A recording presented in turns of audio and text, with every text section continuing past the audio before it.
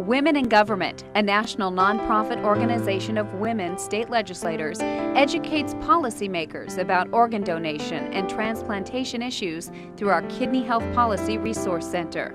We encourage the creation and passage of sound public policy on these topics.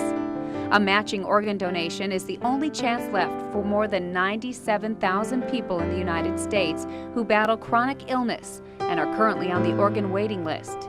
Today, 19 people will die waiting for an organ donation. Last year alone, more than 3,900 kidney patients died because there weren't enough available donors. Individuals across the United States fight each day for their lives with the hope that they will get that kidney, liver, or lung transplant. Over 78,000 people wait for as long as 5 years for a new kidney. That figure has doubled from what it was a decade ago. Meanwhile, the number of available kidney donations has remained virtually unchanged. Too many people don't live long enough to see a match. Research shows the need for kidney transplants will grow more desperate, especially if cases of diabetes and treatment costs continue to climb. Dr. Mona Doshi, a leading advocate for kidney transplantation and professor at Wayne State University in Detroit, says with the growing epidemic of diabetes and aging population, the gap between the demand and supply of kidneys for transplantation is only going to widen, translating to increasing deaths on the wait list. But there's hope. Over the last 4 decades, the Uniform Anatomical Gift Act, also known as the UAGA, has improved access to donated organs, getting them to waitlist patients faster.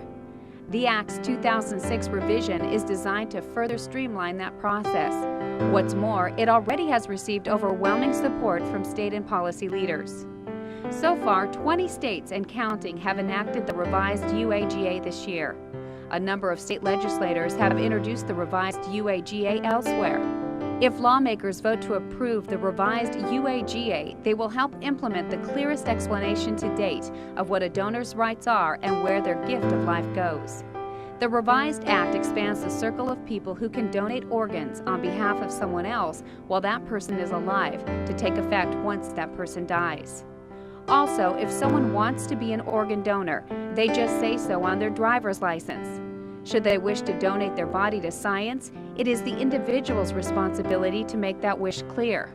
The revised act also establishes minimum standards for a donor registry with particular respect to donor privacy. With the right tools, physicians can perform more organ transplants, giving patients and their families a new lease on and better quality of life. The UAGA can help, but policy efforts don't have to stop there. Still, more can be done to improve access to life-saving anti-rejection medications for transplant recipients. Help make a difference in the lives of tens of thousands by taking action today.